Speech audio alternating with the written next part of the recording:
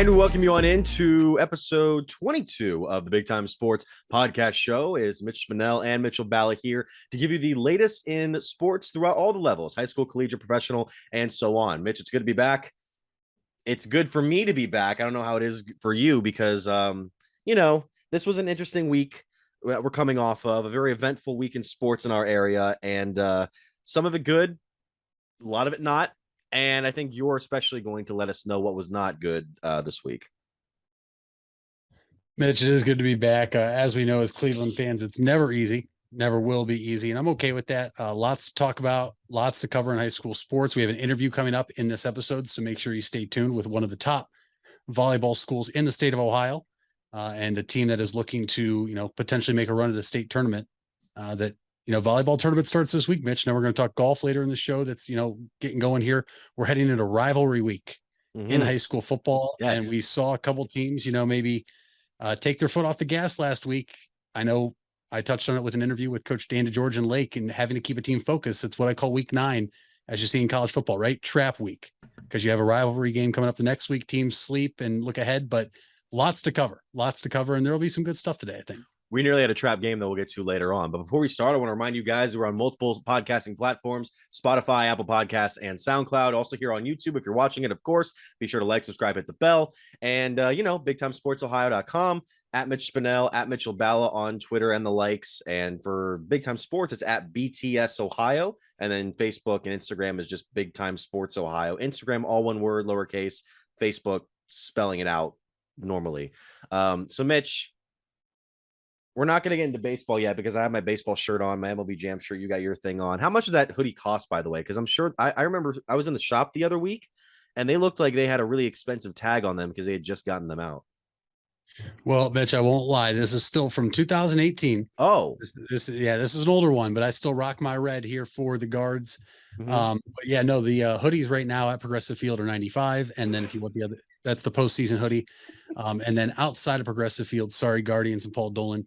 Maybe this is why we can't afford to sign free agents because we don't shop in the team shop, but it's $85 elsewhere, like at Dick or Rally House, fanatics.com, wherever you get your Guardians gear. But yes, $95, $85 to $95, depending where you shop. They're cool hoodies, but yeah, I have a red one. It's still the same team. As you see, it doesn't even say Indians here. When I would have bought it, it has the C there because we're still Cleveland. Oh yeah. Maybe that's the science. Paul Dolan says, hey, if you want to get these free agents, buy hoodies. Yeah, maybe that's what it is. Maybe because I want to save $10. Maybe everybody else does. That's why we can never sign anybody. This is why I buy the older Block C. This is the script I. This was a throwback, but the Block C stuff from the old regime is cheaper right now. You can find it on eBay and other places. That we're getting off topic already. We got to go over to football because we got to start off in what may be, Mitch, a turning point for myself. You have been the resident, I'll say, realist on this show these last few weeks. Too. I'll gladly accept both. All right, that's fair. I didn't want to put that on you because I always considered myself the optimistic realist because I don't get when you're in a bar and you see people that are just shocked and stunned and angry and frustrated. I'm kind of the guy that just sort of sits there like this, just not really reacting to it, just kind of keeping a blank face, like a very, veteran athlete. And that's the same. It goes the same when it goes for celebratory stuff. When your team gets ahead by a lot of points or your team scores a touchdown very late, I'm still sitting there like, okay, this is good. It's not over yet. When that clock hits 0, then you can celebrate or you can sulk. And boy, did we sulk on Sunday. My God, this team is bad. This team's I'm turned around. I'm turned around at this point. The team is not good. The team's defense might be the worst in the NFL. You let a third-string quarterback look like a former Patriots quarterback that wore number 12. You didn't even, for a team that was expected to run, they didn't really do that much. And when they did, they were successful. And the offense, I will just give them this. They didn't come to play that day. I will say that. It wasn't running on all cylinders as it had been for a few games before. And it really scares me to the point now where the variety of teams you play in the start of the season is kind of over.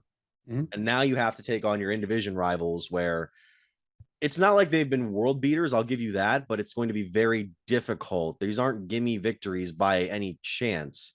And I don't know. You're really got to start taking on some better teams than some of the regimes you've already lost to. You have to take on Tom Brady. You have to take on Josh Allen. You have to take on Lamar Jackson. And you've lost to the likes of Marcus Mariota, Bailey Zappi, and Joe Flacco. Like, this is where we're at now. And, I think I might be on your side now, Mitch. I think this might be a lost season. Listen, and I texted you before the show. I'm not one to really go around and say I told you so. I think there's about 2 or 3 things that I've ever done so in my 25 years of life as a Cleveland fan.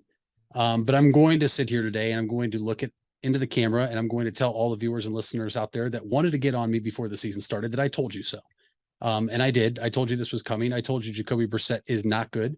I was tired of hearing about a top 5 defense on paper before the season started. And for everybody out there that still thinks they're top 5, no, they're 31st in the NFL in defense. 31st. Okay. You're 4-2. And we'll get to the offense here in a second.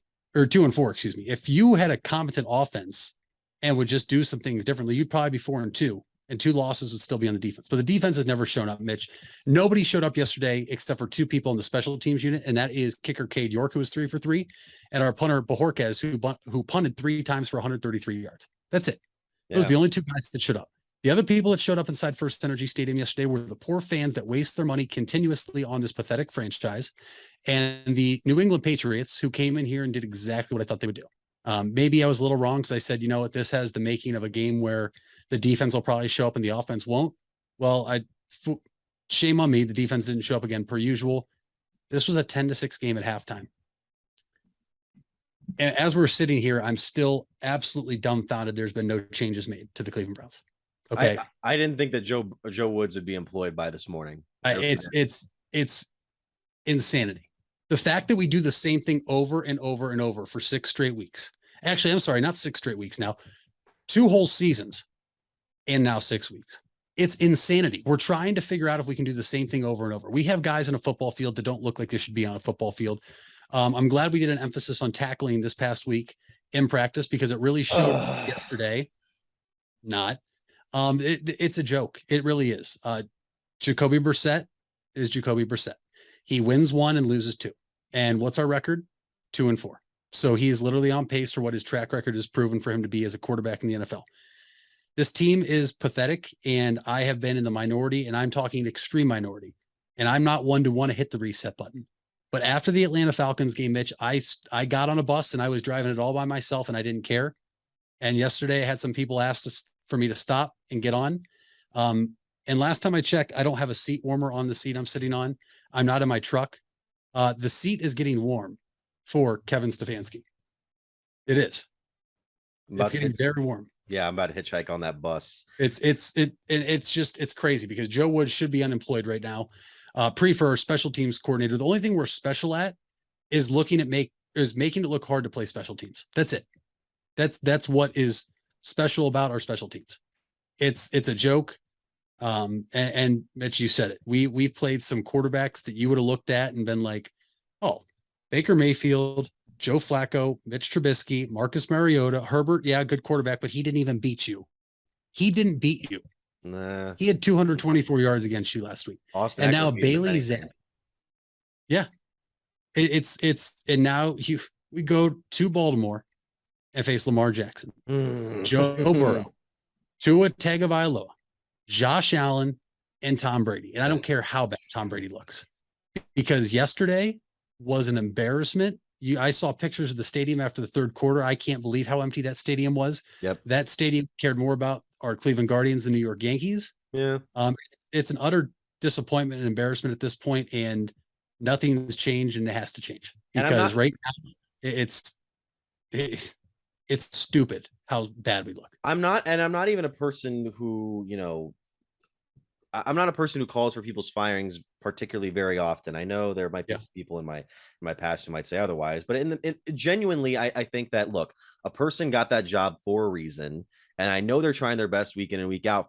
Pretty much everybody's trying their best.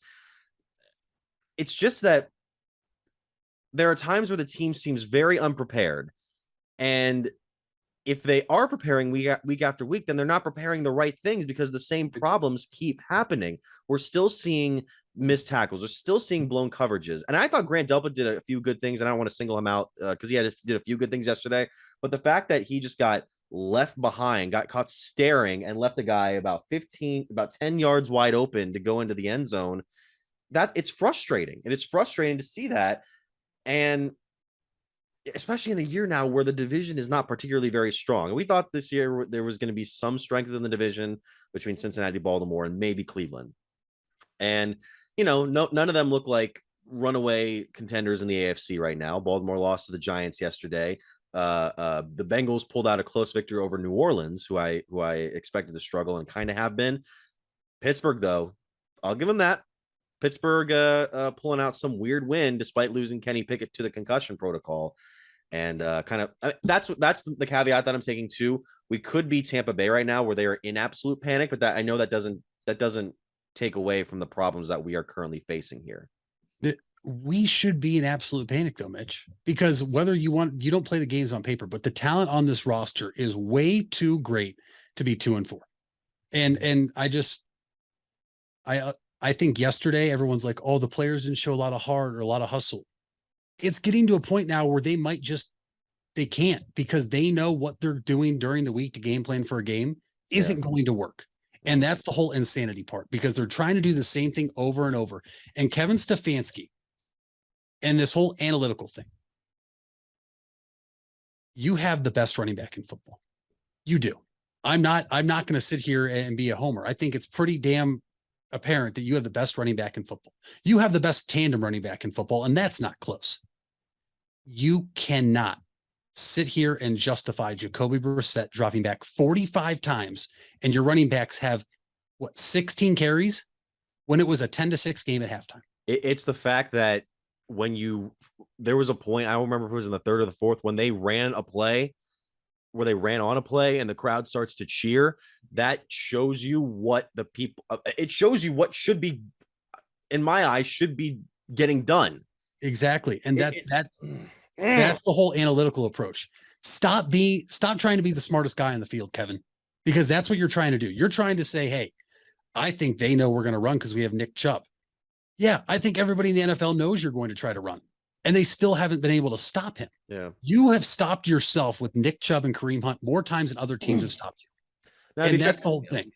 He's trying to be smarter than them. And he ran the same play this year on the scripted drive that he did with Baker Mayfield and the Browns last year in New England when we got our butts kicked 45-7.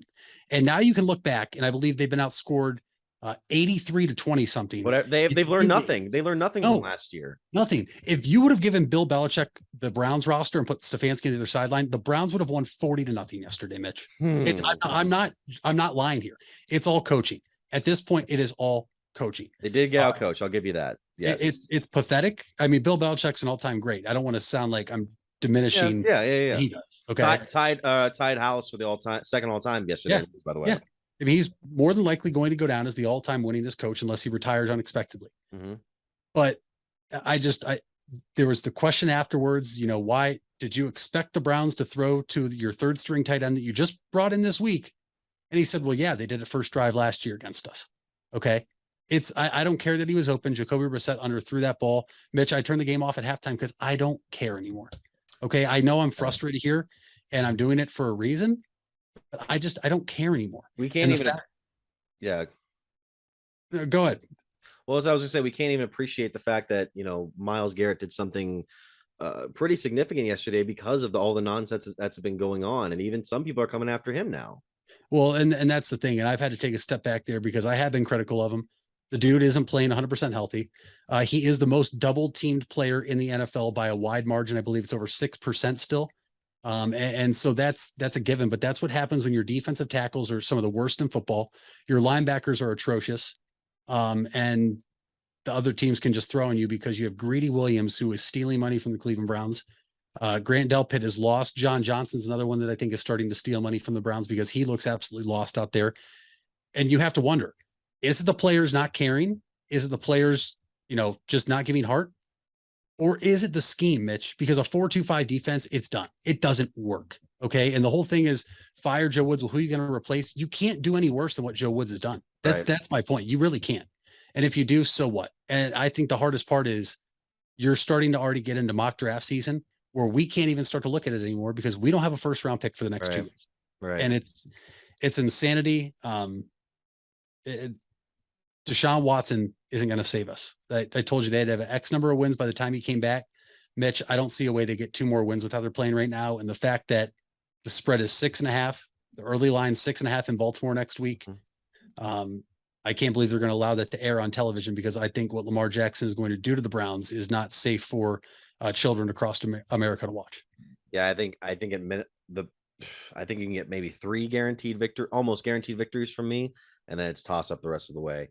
I think we're going to take a quick break. When we come back, we're going to go over more into the baseball side because it was an eventful weekend, and we'll get into what happened here right after this break. When others treat your fries as an afterthought, all you're left with are cold, soggy fries. That's why Wendy's new fries are ones you won't forget, guaranteed to be hot and crispy, or we'll replace them. We're talking natural cut, skin-on fries, perfectly seasoned with a hint of sea salt. In fact, they're even preferred almost 2-to-1 over McDonald's. These are fries so hot and crispy, they beg a new question. What would you like with your fries? Try them today, only at Wendy's. At participating U.S. Wendy's, taste preference based on a national taste test by an independent research company.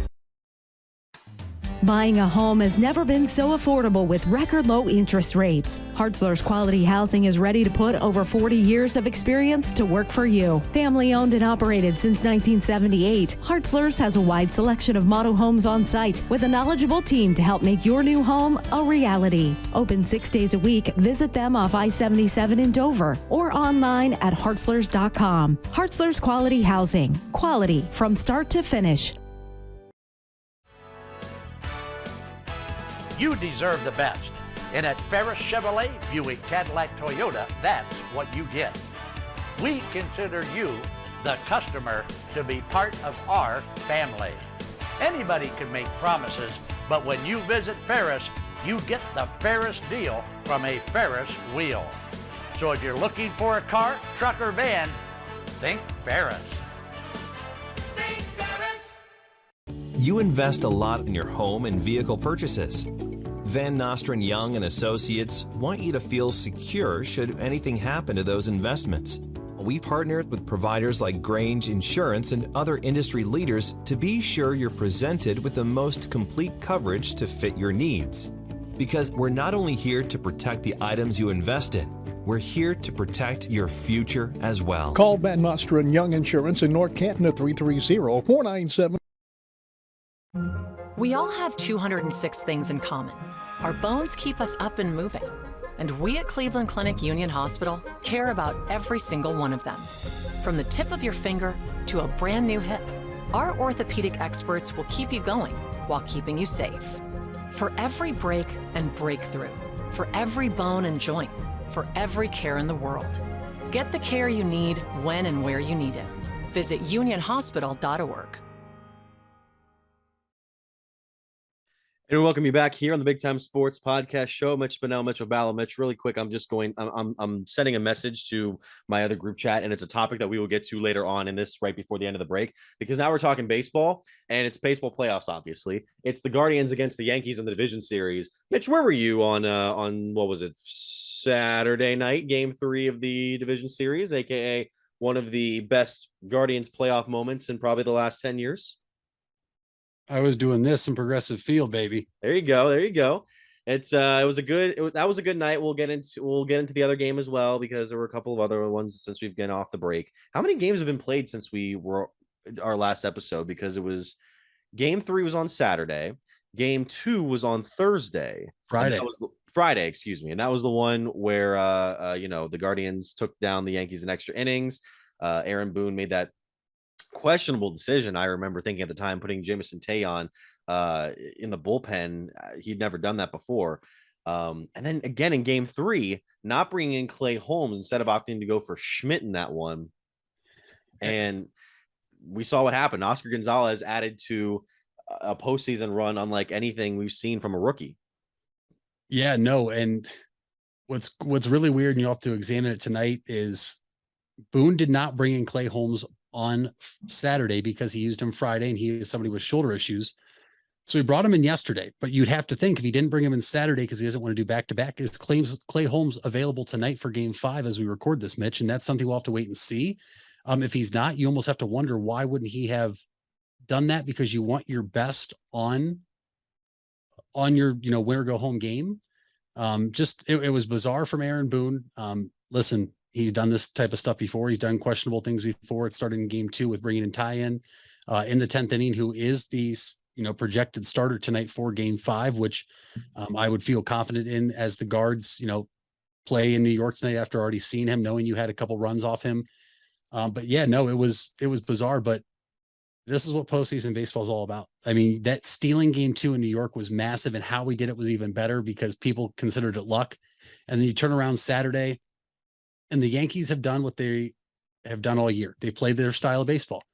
They scored all their runs via the home run ball, and we had 15 hits Saturday. Yep. And scored 6 runs, yeah. 13 singles. And I mean, it was just absolute pandemonium. I was there for game 3, and it was incredible. The way that the atmosphere at the beginning of the game, scoring 1 in the first 2 innings, take 2-0 lead. I have to give props to Aaron Judge. That ball he hit out at 449 feet to dead center was incredible. Really, it just shows you what type of player he is, what type of power he has. I don't know if I've ever been to a game where I've seen a no doubter like that and then quiet the crowd like it did. Oswaldo Cabrera then hits a 2-run bomb to make it 4. Harrison Bader, made it 5-4 or 5-3, excuse me. But in the bottom of the 9th, this team does not go away, and they are pesky and annoying for all these other teams, and we love it. And that's why you have to stay glued to your TV, to your radio, or in your seat when you're watching this team, because nothing is really out of the question. We've seen it happen all this year.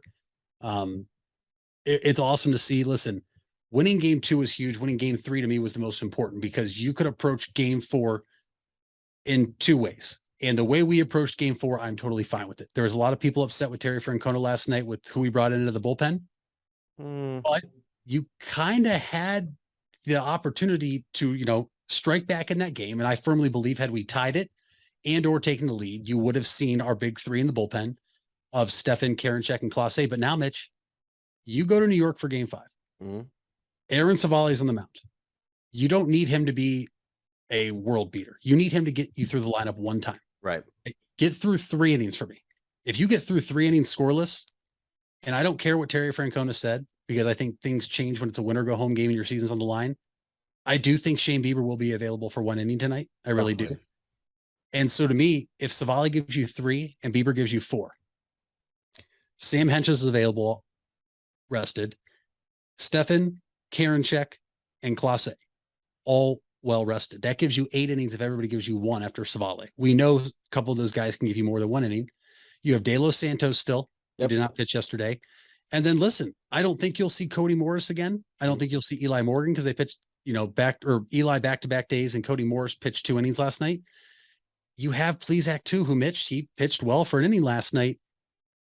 The strength of our team since Terry Francona has been here, with maybe the exception of 2 of the past 3 years, has always been the bullpen. There's a reason they always address the bullpen. And today is where you're going to see, and it's crazy to think that it's a bullpen game to get to the ALCS for both sides, but you have the better bullpen and you have the better pitching today in New York against the Yankees, where the Yankees are kind of scrambling. And I know I said guards in 4. I think I meant guards in 5. Autocorrect got me, it happens all the time. I still feel confident in this team. And I think the pressure is back on New York. I think the only thing I'm worried about is the atmosphere in New York for this young team. But Mitch, they already proved they can win there. They did. And Tayon will start the game, it seems, for the Yankees. And I don't know. It's a bullpen game, essentially, even though Savali has been a starter for the majority of his career in Cleveland. Let's say the Guardians do win tonight, and it's going to be very difficult, because I think that Yankee offense, Harrison Bader of all guys has just been frustrating. That's their 9-hitter, and he's turned into Gene Tennis out of all these guys here. And I don't know, the offense for Cleveland has just been frustrating for me at times, many times this series specifically, but never count them out. If they win tonight, great. If not, it's been quite a year, especially because I have no expectations for this championship series now because I've gone back on my prediction. I think the Astros right now have a clear shot to the World Series at this point. I hate to say it. That team, it's not even that they really beat Seattle that badly. It's because they had to come back multiple times, but that pitching looks very strong. The lineup looks even stronger, and that's a team that's extremely experienced in the postseason. That's a team that's taken down the Yankees multiple times. So what do you think a team full of rookies and few year veterans like Cleveland can do against? I don't know. I mean, and Terry Francona is a fantastic manager. I would take him over Dusty Baker, even though Dusty Baker should be maybe a Hall of Fame considerate candidate. He just needs to win the World Series to do so. But this is unfortunately what I think is going to be an easy shot to the whoever they'll battle with whoever they have to play out of the NL. But Houston, I think, is going to be the pennant winners. Well, first off, you have to get there first. But if we are being hopeful and we want to look ahead, and I think if we get there, you have to give the advantage to Houston, Mitch. I mean, they're the best team in the AL all season long. However, and I'm sure my tone will change, assuming we move on and we record this, our next episode before game 1 of the ALCS. I would say Houston's the better team. I don't think I'm wrong in saying that. I would probably say Houston wins the series. The Guardians did win the season series against them, though. And it happened so long ago. A lot of people forget that. And I know that's right. I said a long time ago, but we did win the season series 4-3. We showed we can hang with them. I think we have the pitching and the experience from some of our pitchers to be able to handle that lineup, where Seattle obviously did not. Seattle was, first time there as a team in over 21 years. And there was just some questionable decisions. I think that series was over after game 1 with how it ended with Yordan Alvarez, hitting the walk-off bomb off Robbie Ray. We'll have to wait and see. I would say though, Mitch, you're right with where you are right now. I think Houston is the clear-cut favorite to win it all, as much as I hate to say that because I don't like Houston. No one does outside of NL. The NL's wacky though. And that's what's crazy. And this is what postseason is all about. Padres and Phillies. So that just as we expected the championship series to be. That's insane to me. And Mitch, I said there's always one wild card team that goes on and defeats the team that had, that one of those top teams. And I said I'd like the Padres in 4, and somehow that happened. I have to hope the Guards proved me right. And I can say, it was one in each league, but yeah, it's just crazy. And that's what postseason baseball is all about. And you heard Freddie Freeman actually for the Dodgers last week when asked about facing the Padres. He said, yeah, they're hot right now. We've been hot for 7 months. And that's why playing your best baseball, as we saw in 2017 firsthand, as the Cleveland Indians were the best team of baseball all season long, no questions asked, fizzled out. They just did. And that's what happens sometimes. That's baseball. There's really no rhyme or reason. Padres are hot. And my God, are the Philadelphia Phillies hot. Yeah. That was an impressive display they had the other day. And it would be an interesting, if the Yankees get knocked out tonight, and Major League Baseball is going to have a small market series on their hands, even though Philadelphia and San Diego can spend like big market teams, but nobody compares them to like the Dodgers and Yankees. Before we get to the break, you sent me this tweet, and it was it was from a very popular account, but I'm gonna go over to, oh no, this was deleted actually. Was it?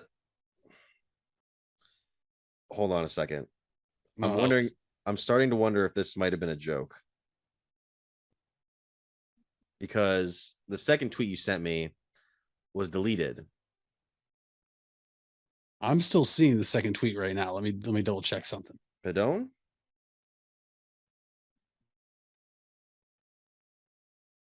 All right, that one is deleted. You're right. Yeah, I'm wondering if we have Well, we can still talk about it, and as we do that, I'll be able to figure. But I don't know. But I don't know if it's a fake news thing. Because Zach Meisel put under the first tweet, he said, guy next to me on my flight, blah, blah, blah, blah, says the team's family plane, and that's the team's family plane, and the team got back last night. I think you might have been duped by a one reflog. I'm thinking that's what happened. Potentially. Well, it just means their family and friends are going to be tired tonight in the stadium regardless. Maybe. I don't know. Yeah, this kind of. I mean, I should have checked it first, and I apologize, but I don't know if. See, I have another one Shit. here. Oh man, Big Cat just retweeted it. Oh boy. I have another verified account here that just said something about it too, though. So I'm not. It's a very for everybody out there wondering what we're talking about. There is an alleged. It's alleged that the New York Yankees plane had issues last night, leaving Cleveland, mechanical issues. So not only did they check out of their hotel in Cleveland, they were on the plane, they had to deboard and then go find a brand new hotel to stay at last night, allegedly. There's some conflicting reports on this right now. We'll only have to wait and see. I'm sure we'll get a huge novel from Bob Costas on it tonight during the game if it's true. Oh, okay, yeah. Before we go to break, what's your thoughts been on him in the series? He's not been on my TV when I have been listening to the game anymore. Really? Since game 2, after he called Shane Bieber Justin Bieber. Oh, I thought that was funny. I thought it was funny. He made up for it. My whole thing is Bob Costas is an all-time great. There's no doubt about that. I think it's funny that people are like, who is this guy? Why is he doing the game? It's like he's an all-time great. First series in 2 decades. Yeah. Yeah, and that's the thing. I think it's just very hard to just get thrown back into the booth. Not only that, but at this magnitude of the postseason. But Mitch, at the same time, I just like Hammy. So what I've done actually 2 and 4, I have actually put Hammy on the radio and sunk it up with the TV. So I'm on a slight delay from live action with the TV and radio. But I just watch TV with Hammy going in the background. It's funny that I was near the stadium at the watch party last night for game 4 for the first 2 innings, and they have Hammy outside blasting all around the stadium, and then I walk about 100 or so yards over to the Thirsty Parrot, and I just hear Bob Costas blasting from the televisions in there. So that's interesting.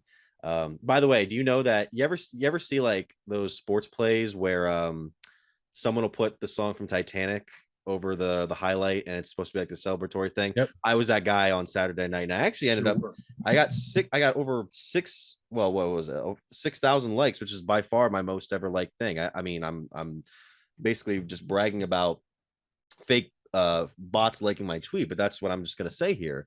But I just woke up the next day, I was like, whoa, like all for a video that I just slapped together in like 5 minutes, which is just fascinates me how these sort of websites can work. Now we'll go over to our next commercial break.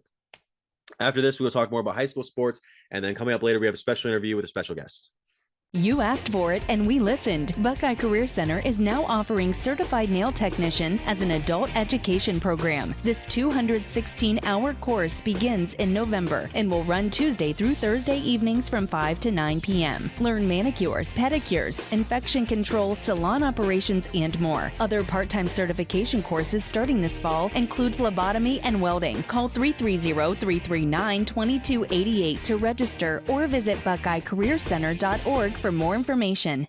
If you're looking for a new or pre-owned car or truck, why not see the Parkway Auto Group? Parkway is a special group of automotive experts with 8 brands to satisfy your needs. Come see the difference at the Parkway Auto Group on Commercial Parkway in Dover. 8 brands and 1 family. It's Parkway Auto Group. The Furby Electric Supply Company has bright ideas for your home. Save money by converting to energy-efficient electrical products or add ambiance with beautiful lighting features. It begins with a professional consultation and a visit to the Furby Lighting Showroom. Then certified Furby contractors complete your project right and on time. Since 1934, 4 generations have built a reputation of quality and trust, and they offer emergency services too. Just visit Furby.com. That's F-U-R-B-A-Y. The Furby Electric Supply Company. It takes a lot of practice to have a winning team. Albin Title has over 100 years of combined experience handling real estate, title, and escrow transactions. They serve Tuscarawas, Stark, Carroll, Harrison counties, and more. So choose Albin Title for your next home refinance, sale, or purchase. They'll get it done quickly and professionally. Contact Albin Title at 330-334-5800 or visit their website albintitle.com. Let them put their experience to work for you. You matter. Everyone plays a part. We all have a role. Each of us can make a difference. You do matter, and the best way to have a positive impact is to pay it forward. With each of us helping one another to cope, feel better, and know that we belong. Pass on the positivity today. Tell someone else they matter too. Alt Care. Alt Care, Alt Care. Where you matter. Fall is in the air and part-time career enhancement courses at Buckeye Career Center are on the horizon. Registration is now open for Introduction to Beekeeping, Basic Small Engine Repair, and Sign Language. These part-time offerings run on Tuesday evenings and begin in November. Let Buckeye Career Center help you learn a new skill or advance your current skill set. Call 330-339-2288 for more information or to reserve your seat in one of these or our other part-time classes. Welcome back to the Big Time Sports Podcast Show. Mitch Benell, Mitchell Bala. And before we get into our next segment, we do have a solid report that Mitch just broke. Look at Mitch Bala journalisming. The Yankees team plane. It was actually the family plane, apparently, that was still at the Cleveland airport. And the players have been back in New York since about, what was it? Like late last night, early this morning or something like that. No, it is the Yankees stranded in Cleveland. No, the team's back. No, it's actually the Yankees team plane. I thought you said it was the family plane. That's what we thought it was at first, and then I dug a little deeper and contacted my source. Maybe I paraphrased that wrong. All right. Well, we're not a news show. We're doing this on the fly. I mean, this is we're not trying to spread anything that's fake, but we're just trying to talk about sports, and we're just trying to do what we can. This is a recorded thing anyway, so we're not going to be like, we're not breaking this to you live. It's not like whatever. Let's talk about high school athletes for a second. That's a great transition. Yeah. They will not be getting stuck on team planes. Hopefully. Oh, could you imagine if one team do teams do they take planes if they have to travel long distances, or they just go bus? I don't know. I was wondering that because, we talked about Massillon the past couple of weeks, welcoming teams from New York and Delaware. Do they fly? Do they drive? I know St. Ignatius welcomed a team from Colorado. McKinley played a team from Canada. Yeah. Week 3 or 4, Ignatius welcomed a team from Colorado. They obviously flew, but that's a little different considering I believe it's almost like a 20-hour drive on a bus. That's not fun. What's the longest you ever traveled for sports back in school? Oh, geez. During high school? Yeah. 2 hours max, probably. Really? What was that? Just because the bus where we would probably go. You got to think about it this way. Or actually, no, it'd be college. I'm sorry, college. Yeah. When we do road trips, because my school was in the Mountain East Conference. Let's see, went to Shepherd before. That was about a 9-hour bus ride, and then there was an issue the one time, so it was almost a 12-hour bus ride. That was miserable. So yeah, mine was to Cambridge. That was about 40 or so ish minutes. But for travel baseball, I went all the way down to Columbus and even Cincinnati, I think, at one point. But going back to the high school sports and stuff we were at this week, Mitch, we were at a couple football games this week. Got a couple more coming up here very soon. But the ones we were at on Friday night, I was actually at 2 games this weekend. I'll get to those later. Your game, let's talk to me about your game. What was some of the standout moments for you? So I was at the Lake Blue Streaks at Perry Panthers, 2 teams that, really have provided a lot of fireworks on both sides of the ball this year. And really, I expected a close game, but Lake came away winning 35-7 over the Perry Panthers. And now they have a chance heading into rivalry week where they will play the Green Bulldogs for a share of the Federal League title with McKinley, because that's how I forgot the Federal League does that still. Head-to-head doesn't matter. Yeah. Which is kind of crazy because you see head-to-head matter in almost everything else. And so they have a chance now in rivalry week, but everything goes off the board. And listen, Lake imposed their will on Perry. It was a clinic, really. It was 21-0.5, almost a little more, if it had not been for a penalty on a punt where they got good field position. But listen, Lake took care of business, and that was the one thing I asked Coach DeGeorge for the Blue Streaks is, how have you had to focus your team this week, knowing that the Federal League's still in play, that some people might want to look over their shoulder to see what McKinley was doing as they were playing Glen Oak this week, and knowing that you have rivalry week next week, which, Mitch, as you know, in rivalry week, you can be 0-9, but if you get that win in week 10, it can make up for a lost season. And so he said it was tough to keep him focused, but Lake looked focused and determined. And it looks like Lake wants that Federal League share with McKinley, and we'll have to see what they do next week. But McKinley did clinch a share this week because they, as we know, the biggest high school rivalry in all of football in the country is next week, which is McKinley's non-league week.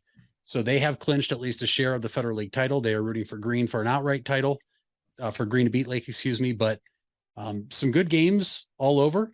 And we'll have to wait and see what comes up this week, as we will have a real good preview for rivalry week. But our Big Time sports game of the week was Green at Hoover, which we saw Hoover impose their will on Green. Derlin, player of the game, just an absolute terrific performance from the young quarterback for the Vikings. And Hoover is another team right now, Mitch, that looks to be getting back on track as the season winds down. And it looks, we'll have to wait and see. At this time next week, we'll be talking about playoff matchups. Depending on what happens this week for Glen Oak, it looks like the Federal League might be well represented with every single team in the high school football tournament, the state tournament, excuse me. Some good stuff there. I mean, yeah, the Stark teams, a lot of Stark teams played well this week. And yeah, I was going to ask you, I think I know the answer to this, but like, what do you think if the McKinley players could only have one? What do you think they would rather have? The outright conference title or the Week 10 victory? What do you think they would rather have? I think I know the answer, but I just want to hear what because you're a Stark guy. I feel like you would know more than I would. It's the Week 10 victory. Yeah, we all, because you already got a share. And listen, when you set out the season, your goal is obviously week by week, but you have to look at the whole season picture. And it's always, first things first before you try to get into the playoffs, win your league. McKinley's technically done that. Now they could get help and win it outright, or they could still get a share. But this rivalry, and it's one that McKinley has not fared well in here in recent memory, Mitch. They have not been able to really hold their own in this rivalry. Nothing would be sweeter for the city of Canton and for the McKinley Bulldogs and head coach Antonio Hall, who is a Bulldog alum, than not only winning Week 10 against Massillon, but going to Paul Brown Tiger Stadium in Massillon and winning there. Massillon has come over to Tom Benson Hall of Fame Stadium and made it their home away from home, both for the Week 10 matchup and also for the state tournament, where they've been seen in the state championship at least 3 of the past 5 years. So it's a big rivalry, but McKinley is starting to near that territory where they have to get back and get a win, much like we've seen in recent memory with, I hate to say it, but Michigan and Ohio State. Right. Been to it's like if Ohio State were to get to the Big Ten title game and win, but you lose that final regular season game, it's almost like it doesn't count in some people's minds. But yeah, as far as my area goes, Friday night was a massacre in Millersburg because West Holmes beat New Philadelphia 60-7. It wasn't even close. It actually was close for the beginning because New Philadelphia stopped West Holmes. They were down 7-0. New Philadelphia stopped West Holmes from getting a touchdown. They kick a field goal and they miss. So New Philadelphia gets the ball and they go down the field a little bit. And you're like, all right, let's see what they can do here. And then Keaton Fossil throws an interception into the end zone or near the end zone. It almost kind of felt like what happened against Mansfield a couple of weeks ago. The next play, West Holmes throws a long touchdown pass, and it just kept piling on from there to the point where they were even running up the score near the end with their second and third string guys, which was unfortunate for Philly, who is kind of on the bubble of the tournament rankings right now. I believe they were 14th going into last week's game. So we'll have to see where they are this week. And of course, you got to win that rivalry game in your backyard against the Crimson Tornadoes of Dover. And yeah, Dover and New Philly, kind of similar records on the season. Exactly. I believe at 5-3. So, Dover's probably they have an easier path to the playoffs than New Philly does, but New Philadelphia definitely has to win this week to ensure that they get in. And on Saturday night, Malvern got a convincing win over TCC. They were up, 28-0 for the majority of the game. And Central had a couple of creative plays near the end, but Central will try to salvage their season. They lost 7 in a row now. Now they'll play this week against Strasburg. I'll be at that game. And yeah, but the big one is Dover and New Philly, and that's going to be an interesting one to watch. You can see it here on Big Time Sports, obviously. And yeah, so there's that for football. As far as golf goes, I want to give a shout out to some of the teams and individuals that were participating this week at the state tournaments downstate. Shout out to the Garaway girls, who ended up finishing second in the tournament, as well as the Carrollton boys, who ended up taking third. There, another appearance for them in the state finals. And also Connor Ritter, last year's Division II state champion, finished in the top 15 this year, so he wasn't able to repeat, but heck of a season. He had that amazing 27 score a few weeks ago with a hole-in-one, which is unlike any match I think we'll probably see from a high schooler for a long time. And also the volleyball matches are coming up here soon. The playoff volleyball games I was just looking at them a couple of days ago on the OHSAA site. So when we come back, we'll be kind of going into the volleyball side of sports, because we have a special guest that pertains to a particular team around this area who's been one of the top squads in Stark County. We'll be back right after this. We all have 206 things in common. Our bones keep us up and moving. And we at Cleveland Clinic Union Hospital care about every single one of them. From the tip of your finger to a brand new hip, our orthopedic experts will keep you going while keeping you safe. For every break and breakthrough, for every bone and joint, for every care in the world. Get the care you need when and where you need it. Visit unionhospital.org. Hard work is something you're accustomed to. Van Nostrand Young understands that principle. Our access is achieved with organizations like Grange Insurance. Safety and prevention specialists utilize our VanCan assessments process to ensure that you and your colleagues are in the best hands. You want the safest environment for your business, and we can guide you there. Call Van Nostrand Young Insurance in North Canton at 330-497. You deserve the best. And at Ferris Chevrolet, Buick, Cadillac, Toyota, that's what you get. We consider you, the customer, to be part of our family. Anybody can make promises, but when you visit Ferris, you get the Ferris deal from a Ferris wheel. So if you're looking for a car, truck, or van, think Ferris. If you're purchasing a new home, the team at Hartzler's Quality Housing is here to help. Take advantage of record low interest rates to make your new home a reality. Locally owned and operated since 1978, Hartzler's Quality Housing has the experience to guide you through the process. You'll find a wide selection of model homes on site to fit any budget. Open 6 days a week just off I-77. You can also visit them online at hartzlers.com. Hartzler's Quality Housing. Quality from start to finish. When others treat your fries as an afterthought, all you're left with are cold, soggy fries. That's why Wendy's new fries are ones you won't forget, guaranteed to be hot and crispy, or we'll replace them. We're talking natural cut, skin-on fries, perfectly seasoned with a hint of sea salt. In fact, they're even preferred almost 2-to-1 over McDonald's. These are fries so hot and crispy, they beg a new question. What would you like with your fries? Try them today, only at Wendy's. At participating U.S. Wendy's, taste preference based on a national taste test by an independent research company. And welcome back here to the Big Time Sports Podcast Show. We are now joined by a special guest. We are now joined by Jackson Girls Volleyball head coach Mary Kate Agora. Coach, thank you for taking the time to join us today and talk a little bit about Jackson Volleyball. Thank you for having me. So, Coach, my first question before we get to the Polar Bears is, obviously you were an assistant when I was in high school. As a student, I got to go to all those games when, the team would make it to states, down to Wright State. You took a step aside, obviously to focus on your family. And then last year you were unexpectedly thrusted back into action. And so my question for you now is, second year as head coach of the program is, what has it been like being back for a second year? Has the familiarity been a lot easier than going to coach that team on what was the first day last year, and just the overall growth for just you as a coach in your second year? Yeah, I mean, I think it was nice to have them during the summer and know their names going into August 1st. That was definitely a help. On the flip side, though, it was nice to just show up to the first match and just get to coach then, But Right. I think that has helped tremendously just with the players. And we did bring on 2 new assistant coaches this year. So we had a new JV coach, a new freshman coach. So a lot of things were new this year, just kind of new program, new philosophy, just pumping some of the things that we believe into them. And truly, I was always the assistant coach, so I got to show up and do all the coaching. So now trying to figure out some of those other decisions during the summer about what we want to do, weightlifting and open gym and where to go for camp and all of those things. So it was nice to have that time with the girls to grow and some bonds. We do have 2 seniors that are playing for us in our starting rotation that didn't play last year.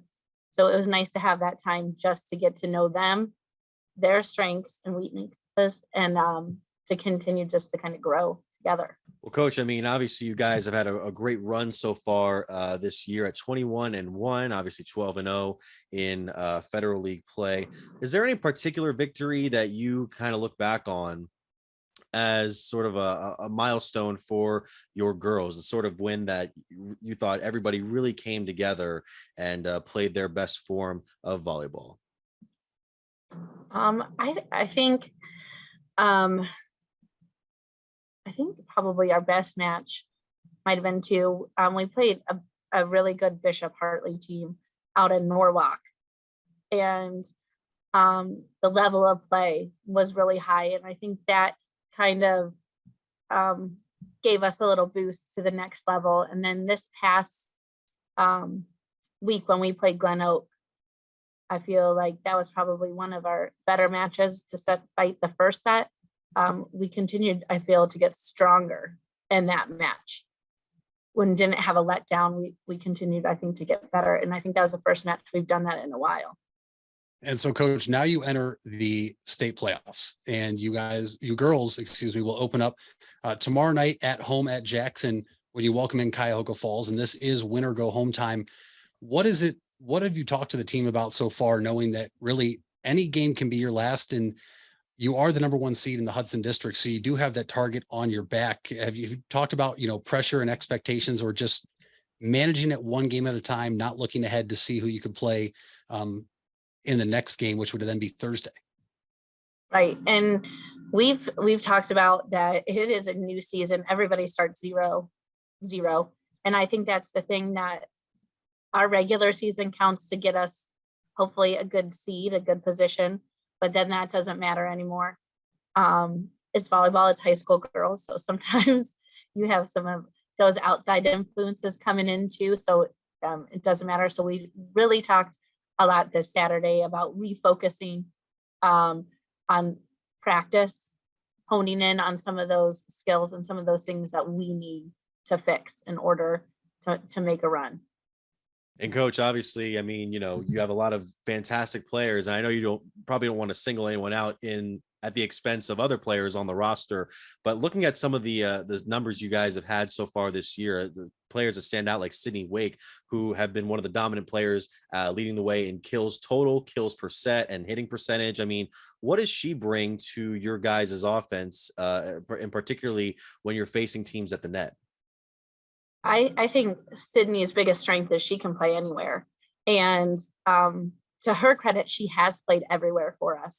Last year when I took over, she set and was hitting middle, which is beyond rare.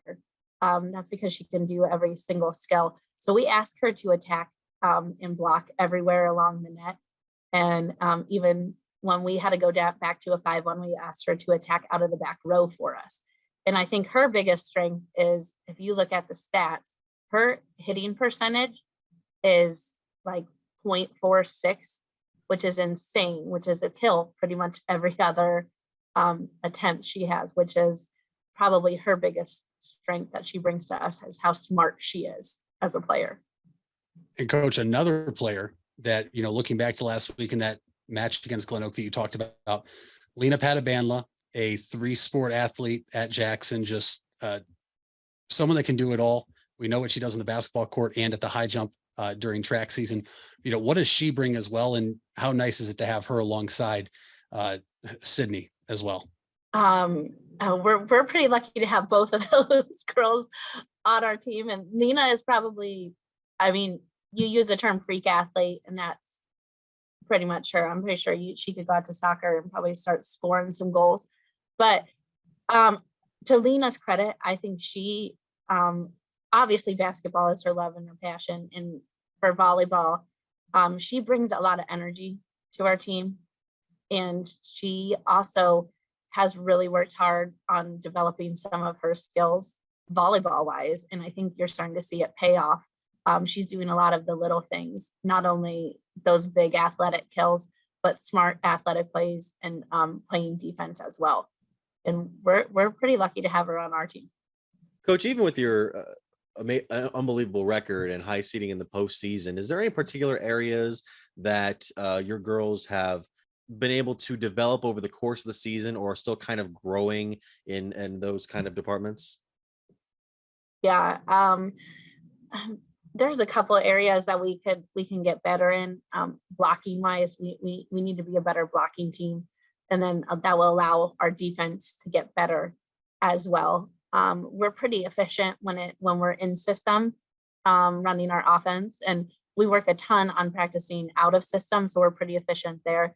So I think blocking defense wise is area where we need to grow and improve, and just some consistency on all the skills is what I'd like to see a little bit more. Stop giving away free points. Is probably the two biggest areas where we just need to hone in this postseason. And Coach, like we said, you will open up the postseason Tuesday night at home against Cuyahoga Falls when you welcome them in. You are in Division I, Region 1 in the Hudson Sectional District. Now, 9 years in the program, you were 7 years varsity assistant before you stepped away, now back in your second year as head coach of the team.